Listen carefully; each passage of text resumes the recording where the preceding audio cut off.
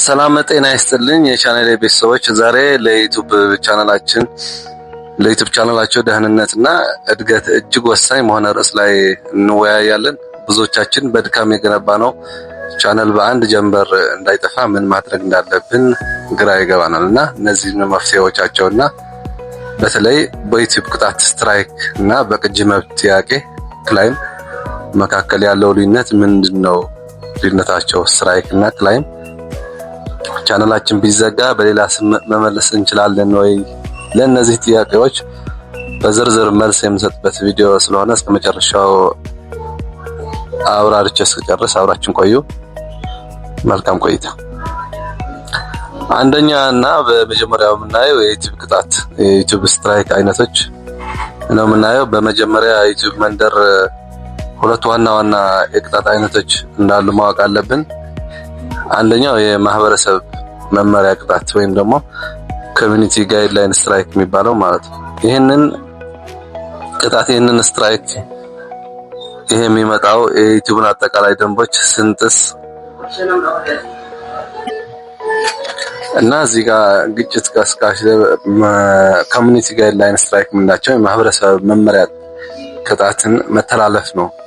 ለምሳሌ ግጭት ቀስቃሽ ይዘቶች፣ ማጭበርበር ወይም አደገኛ ድርጊቶችን የሚያሳዩ ቪዲዮዎችን ሲለቀቁ፣ ለምሳሌ መሳሪያ እየተታኮሱ እንደዚህ ነገሮች ቅጣቶችን ተላልፈህ ስትገኝ እነዚህን በደንብ መገንዘብ ይገባሃል። ስለዚህ ስትራይክ ነው የሚመጣብህ፣ የዩቲዩብ ስትራይክ ይመጣብሃል ቀጥታ ማለት ነው።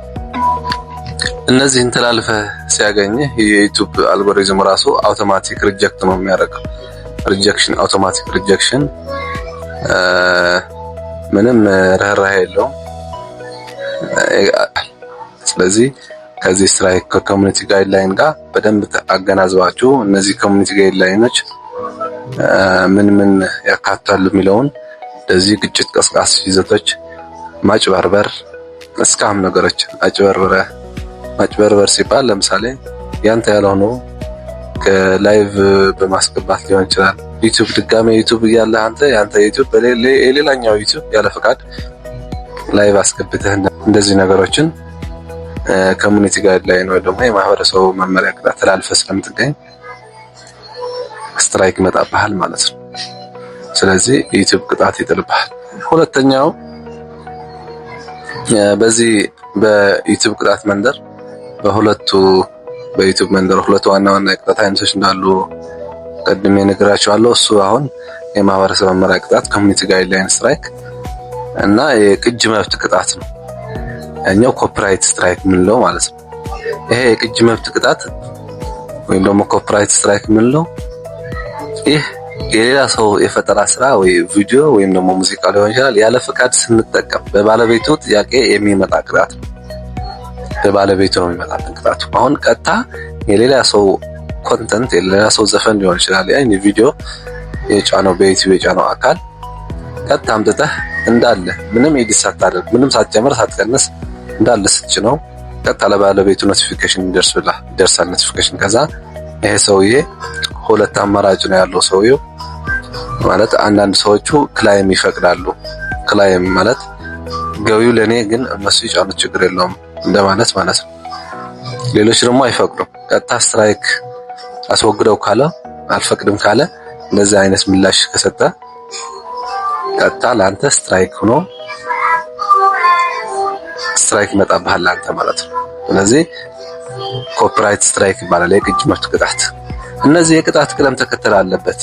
አንደኛ ቅጣት ሲመጣብህ አንደኛው ስትራይክ ማስጠንቀቂያ ይሰጣል። ቪዲዮ ይወገዳል። በእርግጥ ቪዲዮ ያስወግደዋል፣ ቀጥታ ነው የሚያስወግደው። አንተ ጋር ኖቲፊኬሽን ይመጣል በጂሜይልህ አንተ በከፈትክበት ጂሜይል አካውንት ቀጥታ ኖቲፊኬሽን ይመጣልና ቪዲዮ ያስወግደዋል። ይሄኛው የመጀመሪያው ቅጣት ነው። ድጋሜ አንተ እንደዚህ ኮፒራይት ያለበት ብትጭን እንደዚህ አይነት ሁለተኛ ቅጣት ምንድነው የሚሆነው? ለሁለት ሳምንታት ምንም አይነት ቪዲዮ መጫን አትችልም። ቻናልህ ይታገዳል ማለት ነው ለሁለት ሳምንት። ስለዚህ መጫን አትችል፣ ምንም ማድረግ አትችልም። ቻናልህ ለሁለት ሳምንት ይታገዳል።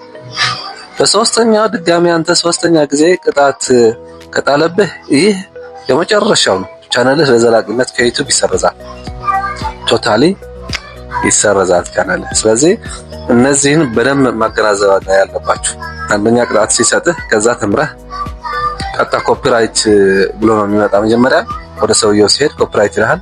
ፕራይቬት ያደርጋችሁ ቪዲዮ ትጭኑና ፕራይቬት ላይ ኮፒራይት መሆንና ለመሆን ቼክ ካደረጋችሁ በኋላ ነን ካላችሁ ሬስትሪክሽኑ ነን ካላችሁ ትጭኑታላችሁ። ካልሆነ ቪዲዮውን ኮፒራይት ካለው ማስወገድ ለዩቲዩብ ጥሩ ስላልሆነ ስትራይክ ሳይመጣ ቀድመህ ማስወገድ ትችላለህ። ይሄንን ነው። ሶስተኛ ከጨረሳችሁ በቃ ቻናላችሁ ይዘጋል። ሌላኛው ክፍል ክላይም እና ስትራይክ ምንድነው ልዩነታቸው? ክላይም እና ስትራይክ የሚለው በደንብ ላሳያችሁ እስኪ ልዩነቱ። ብዙ ሰዎች ክላይም ሲመጣባቸው ቻናላቸው የሚጠፋ ይመስላችኋል። ልዩነቱ በዚህ እስኪ ሰንጠረዥ በደንብ ላስረዳችሁና በዚህ መልኩ ላስረዳችሁ። አሁን በኮፒራይት ክላይም ላይ ምንነት በኮንተንት አይዲ በራስ ስር ይያዛል። በኮፒራይት ሲሆን በራስ ስር ይያዛል። ኮፒራይት ስትራይክ ከሆነ ግን ባለቤቱ ሪፖርት ሲያደርግ የሚመጣ ነው። ባለቤቱ ሪፖርት ያደርጋል። የኔ ዩቲዩብ ጭነዋልና እኔ አልፈቀድኩም የሚለውን ፊድባክ ሲሰጥ ቀጥታ ላንተ ስትራይክ ይመጣል ማለት ነው። ይሄ ነው ምንነቱ፣ የሁለቱ ምንነት ልዩነት። ውጤቱ ደግሞ ቪዲዮ አይጠፋም። ክላይም ላይ አሁን አንተ ጋር ቪዲዮ አይጠፋም፣ አንተ ጋር ያገለግላል። ሳብስክራይብ ልትሸክልበት ትችላለህ። በዛ ቪዲዮ ቪውም ሊጨምርብህ ይችላል። በእርግጥ ግን ያ ክፍያ የቪው ክፍያ ለአንተ አይ እንትን ያደርግና ገቢ ለባለቤት ነው የሚሄደው። ገቢ ለባለቤት ነው የሚሄደው። ቪዲዮ ግን አይጠፋም፣ አንተ ጋር ይኖራል ሁሌ ማለት ነው። እስከፈለገው ጥሩ እይታ ቢኖረውም ለአንተ ግን ገቢ የለውም። ስትራይክ ከሆነ ግን ቪዲዮ ስትራይክ ከሆነ ግን ቪዲዮ ለማን ነው የሚሆነው? ቪዲዮ ወዲያውኑ ይወገዳል። ቪዲዮ ይወገዳል፣ አንተ ዩቲዩብ ጋር አይገኝም። ቅድም እንዳልኳቸው አንደኛ እስከ ሁለተኛ ሶስተኛ ላይ ሲደርስ ቶታሊ ዩቲዩብም ይዞት ይሄዳል ማለት ነው። ስለዚህ አንተ ምንም አይነት ኮንተንት ሳይኖርህ ከሰዎች እየሸቀልክ ከሰዎች እያመጣህ ምንም ሳትደግም እየጫንክ ስለሆነ ዩቲዩብ አስወግደሃል ማለት ነው።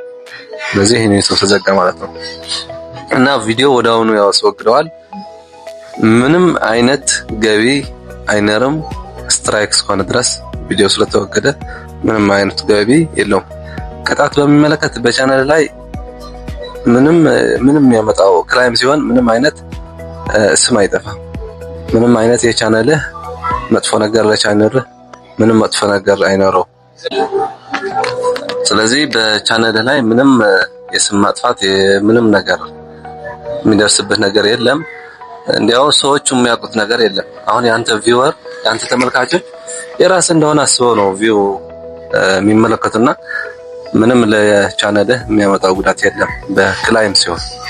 ስለዚህ በኮፒራይት ከሆነ ግን 3 ጊዜ ከመጣበች ማለት ኮፒራይት ስትራይክ ከሆነ ግን ስትራይክ ከሆነ ቶታሊ 3 ጊዜ ከመጣ ቻናልህ ይዘጋል። ስለዚህ ባጭሩ ክላይም ማለት ገቢ ማጣት ሲሆን ስትራይክ ማለት ግን ቻናልህ ማጣት ነው። ቶታሊ ቻናልህ ታጣለህ። በሶስተኛውና የምናየው ነገር ምንድነው? የታገደ ቻናልን በሌላ መንገድ ለመክፈት መሞከር። ስለዚህ ዩቲዩብ አንድ የቻናልህ ከዘጋው በጓሮ በር ተመልሶ መምጣትን በጥብ ይከለክላል። ይሄ ሰርከምቨንቴሽን ፖሊሲ ይባላል። ሰርከምቨንቴሽን ፖሊሲ አዲስ ቻናል መክፈት፣ የሌላ ሰው አካውንት መጠቀም ወይም አይፒ አድራሻን ለመቀየር መሞከር ዋጋ የለው። ዩቲዩብ በስልክ ቁጥር በአድሴንስ አካውንት እና በባህሪ በቀላሉ ሊያውቅብህ ይችላል። ስለዚህ ህግን ከማለፍ ይልቅ ህግን አክብሮ መስራት ያዋጣል። በዩቲዩብ ዓለም ህግን ከማጭበርበር ህግን በሌላ ደካማ ጎን ያገኛለሁ ብለህ ከመሞከር ይልቅ እነዚህ ህጎችን አክብረህ መስራት በጣም ያዋጣልና አሁን ቻናልህ ከቅጣት ለመጠበቅ እና እነዚህ ወርቃማ ህጎችን ልንገራችሁ። እነዚህን በደንብ መከታተል አለባችሁ። አንደኛው የሌሎችን ቪዲዮ እንዳለ ወስደህ አጥጫ። እንዳለ ቪዲዮ እንደወረደ ከሌላ ዩቲዩብ ቻናል እንደወረደ አምጥተህ መጫን የለብህ። በዚህ ሰዓት ሙዚቃ ሊሆን ይችላል፣ ሌላ ነገር ሊሆን ይችላል። ኤአይ ያለው አይደለ? ከፈለክ ሙዚቃ ከሆነ አሁን በሱኖ ወይም በሱኖ ሰርቻላችኋለሁ። የሱኖ አሰራር እንዴት እንደሚሰራ ተመልሳችሁ የኔ ዩቲዩብ አካውንት ሄዳችሁ ማየት ትችላላችሁ። በሱኖም በሌላም ነገር መቀየር ትችላላችሁ። ድምጽ ወይ ከቨር ሪሚክስ ምናምን ሰርታችሁ እንዳለ ከማስገባት ይልቅ ለኛው የቅጅ መብት ያለባቸው ሙዚቃዎች ተጠንቀቅ። ኮፒራይት ያለባቸው አሁን የታወቀ ነው። አብዛኛው ኮፒራይት አለው። በእርግጥ ዩቲዩብ ቀጥታ ዩቲዩብ ላይ የተገኙ ከሆኑ ኮፒራይት ነው የሚል። ከኮፒራይት ቀጥሎ ስትራይክ ይመጣል አይመጣም የባለቤቱ ወሳኝ ነው። የባለቤቱ ጉዳይ ወሳኝ ነው። ስለዚህ ባለቤቱ አልፈልግም ቢጭኑት ካለ ቀጥታ ስትራይክ ስለሚመጣባችሁ ቅጅ መብት ያለባቸው ሙዚቃዎችን ተጠንቅቀህ አለመጫን። አንዳንድ ጊዜ በዩቲዩብ ነፃ ብለው የሚጭኑ ሰዎች አሉ፣ ኮፒራይት ነፃ። እንደዚህ አሁን የበረሃ የጫካ ቪዲዮዎች ምናምን ከኮፒራይት ነፃ አድርገው ይጭናሉ በዩቲዩብ ዓለም እና እነሱን አውቃችሁ በደንብ ቼክ አድርጋችሁ እነሱን አወርዳችሁ የሆነ አንዳንድ ነገር ጨምራችሁ መጫን ትችላላችሁ። ሌላው ነገርና ሶስተኛው አሳሳች መረጃዎችን ሚስሊዲንግ ኢንፎርሜሽን አለማሰራጨት። እነዚህ አሳሳች መረጃዎችን የምታሰራጭ ከሆነ ከነዚህ መታቀብ አለብህ። ካልሆነ ለስትራይክ ለኮፒራይት እና ስትራይክ በዩቲዩብ ጥሩ ስላልሆነ እነዚህ መጠንቀቅ አለብህ። ጥላቻና ጥቃት የሚቀሰቅሱ ይዘቶችም አለማዘጋጀት። እንደዚህ አሁን የዘረኝነት የምናምን ነገሮች ዩቲዩብ አይደግፍምና እነዚህን እንደዚህ የሚቀሰቅሱ ነገሮችን ካገኘብህ ቶታሊ ዩቲዩብህ ሊዘጋብህ ይችላል፣ ጥቃት ሊያደርስብህ ይችላል። እንደገና የሐሰት እይታዎች ቦትስ በመጠቀም አትግዛ። የሐሰት እይታዎች እንደዚህ ቦትስ ነገሮች አትግዛ ወይም አለመጠቀም አለመጫን። ሌላኛው ደግሞ የሌላ ሰው ዝነኛ ቻናል ወይም ማንነት አትምሰል። አስመሳይ ሆነ መቅረብ የለብህም። ለምሳሌ አንዳንድ ጊዜ የሆነ ዘፈን ሰርተን ስናወጣ የቴዲ አፍሮ ዘፈን ብለህ ታምብኔል ላይ ትለጥፍና ግን ውስጥ ገብተህ ስታገኘው የሌላ አካውንት የሌላ ዘፈን ይሆናል። ስለዚህ እንደዚህ አይነቶች ስህተት ሲያገኝብህ ቼክ ያደርጋል። ብዙ ሮቦቶች ስላሉት ዩቲዩብ በእነዚህ ሮቦቶች በደንብ ቼክ ስለሚያደርግ ከነዚህ መጠንቀቅ አለባችሁ። ኢት አለማግኘት ብላችሁ የቴዲ አፍሮ ያልሆነ ዘፈን፣ የሃጫሉ ሁንዴሳ ያልሆነ ዘፈን፣ የአብርሃም ገረበልን ያልሆነ ዘፈን የእሱ ዘፈን ነው ብላችሁ ትለጥፉና ከውስጥ ግን ይዘቱ ሌላ ሲሆን ዩቲዩብ ያነባልና ከዚህም ተጠንቀቁ። ሌላኛው ነገር ደግሞ ተደጋጋሚና ፋይዳ የሌለባቸው ይዘቶችን አታቅርብ። ተደጋጋሚ የሆኑ ሪዩዝድ ኮንተንት አለ አይደለ? አሁን ትጭነዋለህ፣ እንደገና ደግመህ ትጭነዋለህ፣ ግን ፋይዳ የሌላቸው ይዘቶች ከሆኑ ብዙ ጊዜ ዩቲዩብ እንደ ድካም ዝም ብሎ ማለት ለይዘቱ ዩቲዩብም ለራሱ ስለሚጨነቅ እንደዚህ ምንም ተደጋጋሚ ፋይዳ የሌላቸው ይዘቶች ዝም ብለህ መጣልም ብዙ ጊዜ አዋጭ አይደለም። ለግላችሁ የምትፈልጉት የሆነ ፋይል ቢሆን እንኳን ራሱ በፕራይቬት ማስቀመጥ ነው እንጂ ዝም ብላችሁ አትጫኑ። የተሰረቁ ወይም የግል ይዘቶችም አትጠቀም። የተሰረቁ አሁን ለምሳሌ ገና በዩቲዩብ ሳይጫን አንዳንድ ይዘቶችን ዘፈን ሊሆን ይችላል፣ ድራማ ሊሆን ይችላል፣ ኤኒ ኮሜዲ የተሰረቁም ይዘቶች አለመጫን። ለምን ሊከሷችሁ ይችላሉ። ባለቤቱ ከሶ እናንተ በህጋዊ መንገድ ሊከሷችሁ ይችላሉና በዚህም ስትራይክ ሊገጥማችሁ ስለሚችል ይሄንን ዋነኛው የመጨረሻውና ዋነኛው ነገር ግን ሁልጊዜ የራስህን የፈጠራ ውጤትና አዲስ ነገር ጨምር። የሆነ የሰው ኮንተንት እንኳን ትጠቀም ሁልጊዜ የራስህን የፈጠራ ውጤት አዲስ ነገር ጨምርበት። ይሄን በቃ ያንተ ነው። ይሄ ነው የሚፈልገው ዩቲዩብ እና ያንተ የሆነው ነገሩን በሆነ ነገር ጨምረህ አቅርብ። ቅይጥ ሰርተህ ካንተ ኮንተንት ጋር አጋጭተህ መስራት ይችላል። ለምሳሌ አንዳንድ ሰዎች ምን አይነት ታክቲክ ይጠቀማሉ?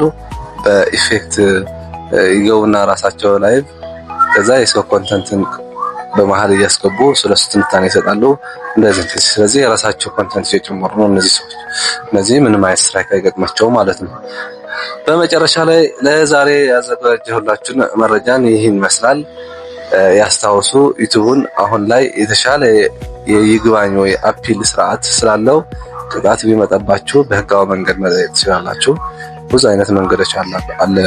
ለዩቲዩብ የምትጠይቁበት ህጋዊ መንገድ ስላለ ለስትራይክ ለሌላ ለአሁን ነገር አንዳንዴ የራሳችሁ ኮንተንት እያራራሱ በስህተት ስትራይክ ሊመጣባችሁ ዩቲዩባችሁ ሊዘጋ ስለሚችል የራሱ ህጋዊ መንገድ አጠያየቅ አለው። እነሱን የምትፈልጉ ሰዎች ካላችሁ በቀጣይ እንዴት አጠያየቅ እሰራላችኋለሁ። ቪዲዮውን ጠቃሚ ሆኖ ካገኛችሁት ላይክ፣ ሳብስክራይብ ማድረጋችሁ አትርሱ። ለሌሎች እንዲዳረስም ሼር አድርጉት። በቀጣይ በጠቃሚ መረጃ እስከምንገናኝ ቸር ሰንብቱ።